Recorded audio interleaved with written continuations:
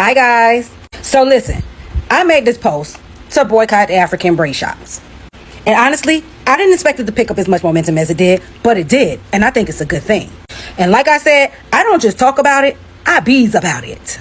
So, since it's picking up so much momentum, since we are in a paradigm shift, and since we as Black Americans are really sick and tired of being sick and tired of being sick and tired of telling them we are sick and tired of being beat, battered, bullied, and abused by every ethnicity that is not a Black American, I have picked a date, and I say starting August the 1st, for the entire month of August, we boycott African-owned businesses. That includes restaurants, hair salons, braid shops, etc., etc.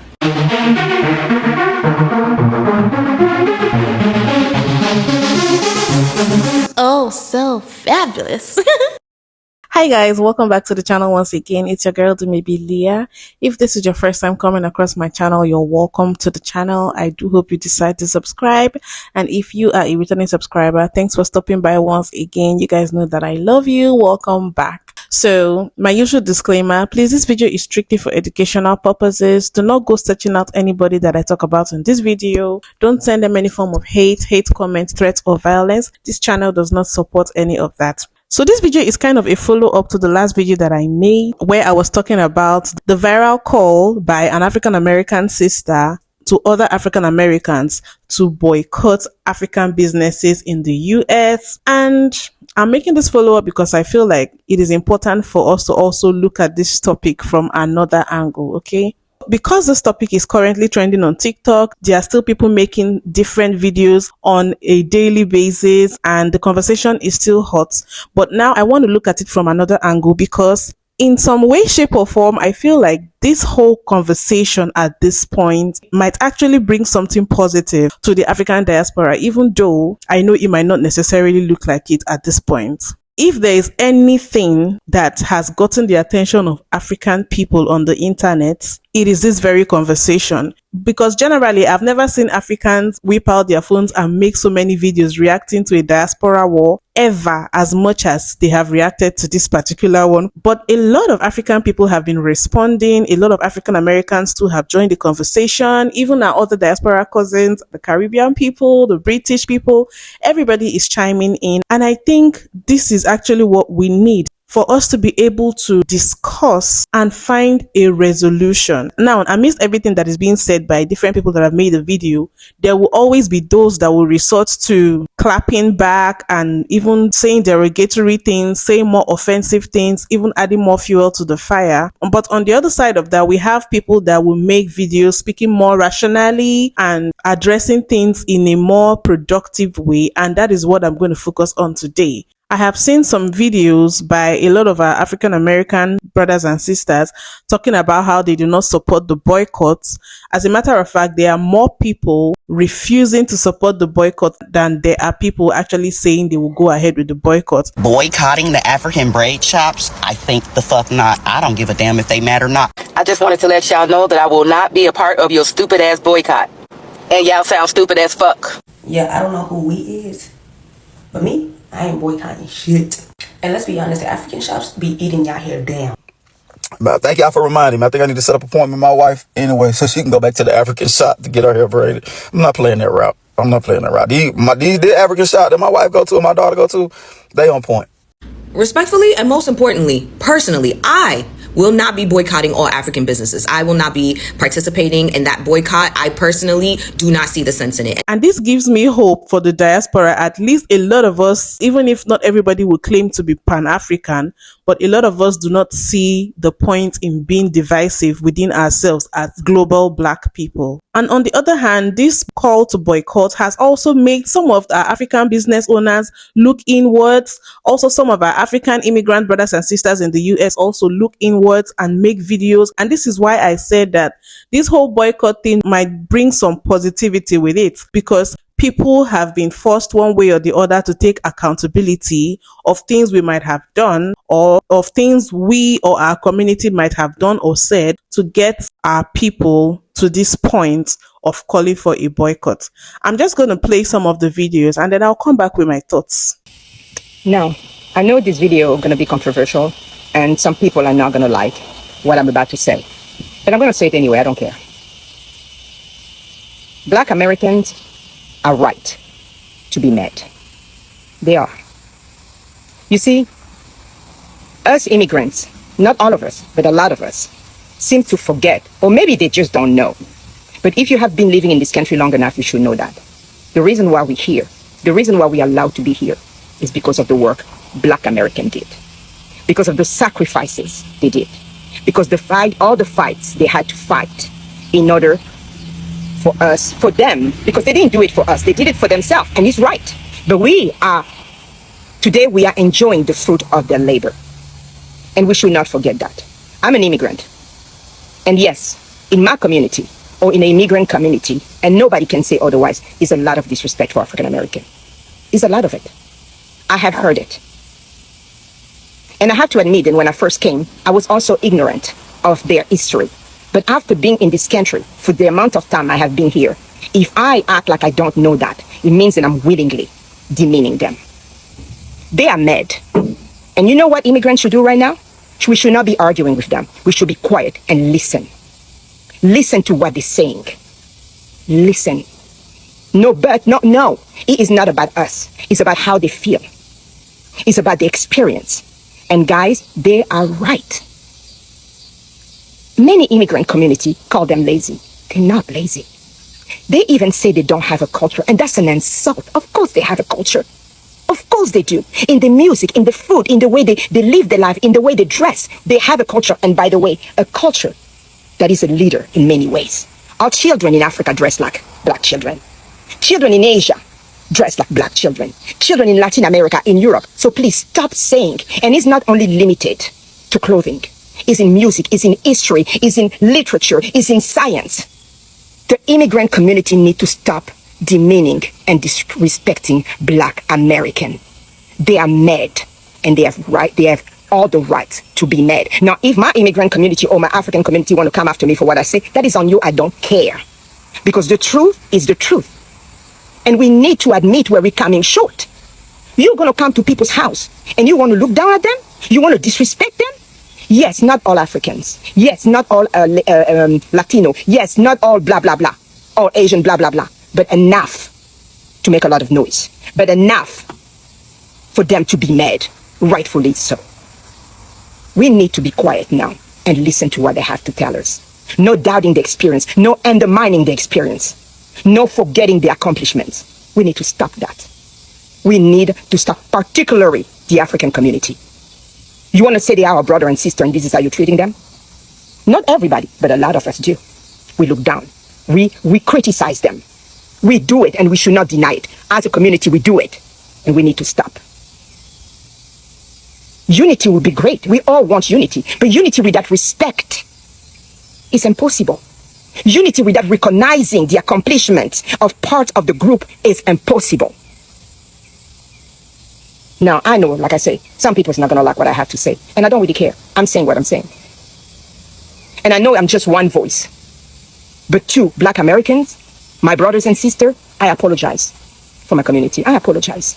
But I know apologies are not enough. Action has to be made. And that's why I made this video. So that my face and my words can be on social media. This way, for me, I'm doing my part. By letting my community know, you need to check yourself.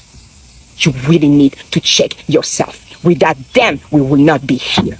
Without them, we will not have the opportunity we have here. Yes, we work hard, but that door to come in here was opened by them. Never forget that. Never forget that. No matter what happens on August 1st, we wanted to come to our platform and say something that nobody else has said. We would like you guys to know that. I'm sorry. What's up, nieces? This is Nadine. This is not one of those usual videos where Brandy and I make for commercial purposes. This is one of those videos that I had to make with a heart full of sadness. I know that you have seen videos about the drama happening in African shops where our client gets disrespected, insulted, humiliated, and it has been the top one topic going on TikTok. I took my time, I watched it, and I'm here today because deep inside me, my whole soul wants to say, I'm sorry. I am truly sorry, and I'm the voice of those that could not reach you guys because I know our platform is very rich, and I hope that you guys should share this video to express how sorry we, the Africans, we, the immigrants, we are. Because I do understand we have done so much wrong. Maybe some people before me, I want to join you in the fight, but not like that. I want us to change. This is a wake-up call for all Africans, immigrants in America. We're brothers. Respect is mutual. Because at the end of the day, I don't think Americans hate us. They want that unity. They want to see that in real life. I have done so much community work because it's my way of expressing how you guys are supporting us for the past years. Sometimes words are not expressing what you feel. My actions speak louder than my words. And I have tried to do it for years. Those that follow me understand how much I value my clients. Today, I don't live for myself. I live for others. So on behalf of every business out there, a braiding shop, a grocery store, a tailor store, the Nadines today are saying we are deeply sorry for everything, and we are taking note, and we will show you the change because it's gonna start now, not on the 1st. I don't want to wait till August 1st. And everyone that listens to this message, you should be grateful for being in a land that it welcomed you. And the least we could do is to express our gratitude by being respectful to each other. God help us. God help us. Since everybody want to hate on Africans, I'm going to say it, bro. Since everybody want to throw hate on them, I'm about to show them some love, bro, by telling the truth. Watch this. West Africans, bro, especially like Nigerians, bro, when they come over here, they do very well, bro. They come over this joint, they do very well, bro. They make sure their children stay off the streets. They put their children in college, bro, and they mind their business, bro. Them people are not bothering anybody, bro. They come over this joint, bro. You see them become doctors, engineers, IT professionals, bro. CEOs, bro. The CEO of Red Lobster right now, bro. It's a Nigerian man, bro. So y'all coming on this joint, y'all dissing them, bro. It's like them people ain't bothering us. Y'all need to leave them alone and learn something from them, bro. You know what I'm saying? And if we're going to boycott anything, let's boycott drill music. You know what I'm saying? I'm not beefing with nobody that's black, bro. I'm not on what y'all on. At this point in time, we are all going to focus on the brighter side of life. We are all going to focus on the good side, on the positive side. I know boundaries were being crossed. Feelings were being hurt. Emotions were being tampered with. A lot of things were being done to the wrong people. But I will still say, my dear black Americans, please have a place in your heart to forgive us. In whichever area, in whatever area we, the people of motherland, have wronged you, please have a place in your heart to forgive us. Because I see that at the comment section, you guys pour out your feelings, your worries, your concern. I really appreciate that. I just wish my people from motherland could understand. But at the same time, if you are from motherland coming across this video, please, please, please be kind with your words. Be nice with whatever you are putting out when it has to do with black Americans. These are your people. These are your black brothers and sisters. There is no need fighting one another. Stop the fight. Stop the insults. Let's put an end to this fight, to this problem. In fact, guys, I am your queen, Edo Queen. Give me a follow if you love what I do. We ain't boycotting African fucking businesses. What the fuck is wrong? What is going on here, fam? We ain't boycotting no fucking African businesses. Not in America. Not when we got all these other motherfuckers stacked against us that we need to be fighting. You know, when you start boycotting somebody, that's when you have exhausted the possibility of having a fucking conversation. When was the last time you sat down and tried to have a conversation with another individual on this diaspora? We ain't boycotting each other. Fuck out of here. That's fucking stupid. And I don't give a fuck who came up with the stupid ass idea. You're a jackass for it. Y'all need to fucking understand the difference between everyday black people and fucking black capitalists. Do you know what this really boils down to? A fucking marketing fail. The goddamn owner, CEO of Essence Magazine, that was a huge motherfucking fail. That woman don't fucking know you. None of you. No, and it doesn't matter where the fuck you come from. She wants your attention so she can market to you. What does that have to do with a sister that braids your motherfucking hair and keeps you looking tight and right every goddamn weekend? With your pop-ins and shit. Get the fuck out of here. If somebody tells you to turn your fire on one of your own, that motherfucker don't mean you no fucking good at all. If you have gotten to the point where you are boycotting someone on this diaspora, well, by all motherfucking means, let's have a sit down and talk that shit out first. Okay? But that means that you have tried every other motherfucking thing, and we deserve to give each other every fucking opportunity. You give it to the goddamn white man. So if you're boycotting, that means you've exhausted all other possibilities, and I don't see that here. So let's get our shit together.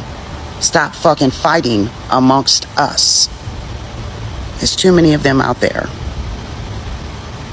waiting for us to take each other out so they can come and clean up. Now get it the fuck together. When Jamaican-born Marcus Garvey took the podium at Liberty Hall in Harlem on August 1st, 1920, it was reported that over 12,000 people were in attendance. They were there for the first annual convention of the Universal Negro Improvement Association, UNIA, which Garvey had founded just a few years earlier. During his inaugural address, he explained that collectively they had spent the last 2.5 years spreading, quote, the doctrines of the UNIA to the four corners of the world, end of quote. The UNI would go on to have hundreds of branches and millions of supporters around the world, becoming one of the greatest mobilizers of black opinion in the 20th century. And here we are in 2025, I feel that we're going backward. We have a boycotting African businesses next week on the 1st of August, on that day. That date is not coincidental, by the way. This tells me that all of this that's going on is a real kind of 21st century COINTELPRO. Because when we had the Black Panthers in the late 60s, you had J. Edgar Hoover trying to do so many things to minimize it and destabilize it, which he was successful in doing, killing lots of, Black Panther leaders and just destabilizing the whole of the Black Panthers. And now we're in the 21st century. We have these people called FBA, Fear of Black Africa, coming along and doing the same kind of work. I have to ask myself, are these bots? Are these real people? What's going on? So we have now this boycott on the 1st of August, next week, which coincides, as I said, with the anniversary of this amazing speech by Marcus Garvey in Harlem. Do you think it's a coincidence? No, I don't think it's a coincidence. I'm just saying. The most shocking part to me was when I saw someone who does not look like us speaking on this. Hello everyone, how are you guys doing today? So as many of you are probably aware by now, on August 1st, right, there's going to be a supposed nationwide boycott against African-owned businesses. And the people that are going to be doing the boycotting are so-called Black Americans. And I'm not black, okay? I am not black. But I'm still going to go ahead and say this. This is really, really, really disgusting. And this is also nauseating to me. Because it just shows you the significant and notable amount of self-hate that so-called Black Americans, or what they call themselves to be FBA or ADOS, it shows the significant amount of self-hate that they have against their African brothers and sisters on the continent of Africa, and how much they are trying to delineate themselves from their African ancestry.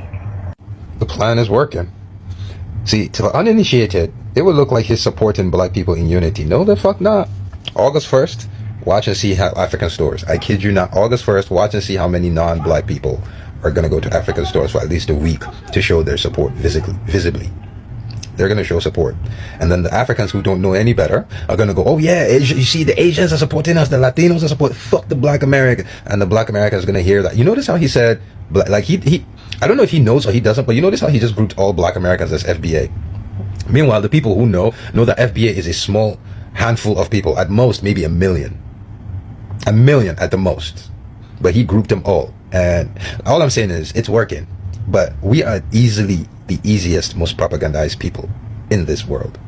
I've said this multiple times. This is one of the things I do not like about us airing our dirty linens on the internet, because these people are watching. And I think it's embarrassing as a black person for me to know that we are out here dragging ourselves and these people are out there chipping in, giving their unsolicited opinion. And some are flat out laughing at us because they are watching us tear ourselves down. But at the end of the day, I think this whole thing is as a result of the friction that we have had within ourselves for a while. There's a lot of ignorance on both sides. There's a lot of disrespect as well. And just like this particular auntie said, some African immigrants go to the US with biases or ignorance on the history and the role that African Americans have played for immigrants to even be in that country in the first place. African American people fought for it and made it possible. So if any immigrant come in and act a certain way or have certain biases towards African American people, I can understand why they will feel a certain way and call out the disrespect. And if we are really to look inwards, we didn't get here just by chance. Some of our African American brothers have expressed how it is not because of one isolated incident at a braiding shop where there was issues. It is coming from a place of accumulated friction, accumulated events that have happened in the past where some of our African American brothers and sisters have felt disrespected by African immigrants in the US. I particularly have seen these videos of some of our African American sisters having a terrible time at the braiding salons, and I've seen them go at it and I have even been shocked. And as a Nigerian who has been braiding hair in different braiding shops here in Nigeria, I would tell you that such businesses like braiding hair or even maybe your tailor or your nail technician, because of the culture over here, is somehow run in an informal manner. That's why you don't have to book an appointment with these braiders.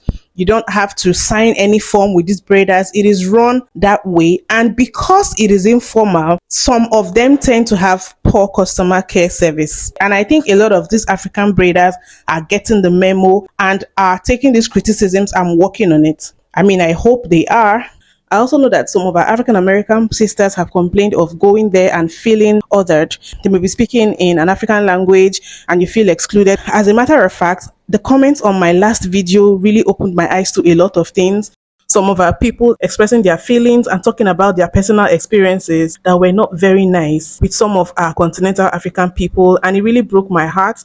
And I want to apologize for anybody who has had such a terrible experience dealing with an African person in such a way that it made them feel like Africans do not like them, or Africans feel they are better than them, or made them feel disrespected as an African American. I apologize. There are some of our people who don't know any better, who have swallowed the negative stereotypes and negative impression of African American people that has been sold to us for years and years on Western media, and then they go over to America with this same bias. And I think it is time for our people to look inwards and address those negative biases so that we can actually take accountability and move on. Now, it is a common tendency that we have as humans to get defensive when our African American brothers and sisters are saying, this is what I've experienced in the hands of some African people, and this is how it made us feel, and this is why we want to stay away. This is why I no longer claim my African roots and all of that. It is easy for us to get defensive and say, oh, but African Americans did this to us. They called us African Buddhist Christian. But at the end of the day, when you get to a higher level of understanding, you realize that there is a time and place for you to speak and for you to listen. If our African American people are speaking now about how they felt disrespected and some of the things we might have done that makes them want to stay away, or that makes them not eager to cultivate either a social, casual, or business relationship with our continental African people, this is the time where we actually need to listen and look inwards and know what it is we are doing wrong and how we can resolve it peacefully. And a time will also come for us as continental Africans to also air our own views, because if we are to be truthful and realistic, we know that the disrespect goes both ways. But for now, we need to listen, take accountability, and try to make things right. And this is why I said something positive might come out of this, because I'm seeing people unite in the comments. I'm seeing some of our African American people actually defend these African businesses and also talk about positive interactions they have had with continental Africans. And also I'm seeing some Africans do the same as well. So in some kind of way, something that was meant to be divisive is making us open up conversations that will end up being positive for us in the long run. And I think it's a good thing. It's okay to boycott a business that has disrespected you. It's okay to boycott a business that does not give you quality service. But if you're boycotting every African business because one African person wronged you, then I think you need to look inward and really ask yourself if that is the best thing. But at the end of the day, it is your money and you decide where you want to spend it at. But I'm happy to see some of our people taking accountability, and this is opening an avenue for us to sit and talk as a people, air our grievances, iron out the fiction that we have. And I think this is helping us bridge the gap one way or the other. So thank you to every African American person that is using their voice to spread positivity, and also to any African person that is also using their voice and their platform to spread positivity. Because at this point, I think we really need more positivity out there than a lot of this infighting and pointing fingers amongst ourselves. We need to listen to what each other is saying, look inwards, take accountability, and open up a discussion. That is the only way we are going to move forward as a people. Please remember, we are stronger together. And this fighting only benefits people who do not look like us. It does not benefit us in any way. So thank you for watching. Please don't forget to give this video a thumbs up, subscribe if you haven't, and I'll see you guys in my next video. Bye. First of all, I'm going to say thank you for commenting, and I will elaborate on this. You are not entirely wrong. I think we Africans need to use this opportunity and actually sit back and think of what we have done that is triggering this with our African American brothers and sisters. And you may not like me right now. You may not like the fact that I'm calling you my brother and sister, but you are. African brothers and sisters, listen. We have to take ownership of what we have done or said or made our brothers and sisters to feel that is making them say these things. What they're saying is not coming out of thin air. It has been provoked by something or their experiences. Brothers and sisters that come from the same father and mother fight. So why wouldn't we fight? But this fight is an opportunity for us to sit back and rethink, find our faults, try to find resolution, try to see how we can accommodate each other. Look, stone me if you like, but it is what it is. We need to stand on truth, put our egos aside, because they're already fighting an uphill battle. And if we, as we are fighting this uphill battle, we fight amongst each other, there is no moving forward. That is my 2 cents. He who has ears, let him hear. I'm just saying.